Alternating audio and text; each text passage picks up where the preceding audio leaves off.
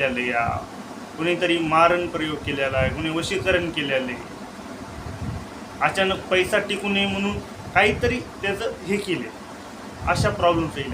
आणि पैशाच्या बाबतीतच नाही तर वेगवेगळ्या बाबतीमध्ये पण प्रॉब्लेम्स येईल. जसे की घरामध्येच काय होईल, जे यंग पोरं आहेत, तरुण पोरं, तर त्यांना नोकऱ्या भेटायला, नोकरी जरी नसली त्याला कामसुद्धा करू वाटायला, त्याला घरात बसून राहावं वाटायला, अशा सुद्धा गोष्टी आपण बघत आहोत यावर्षी वाढलेल्या आहेत.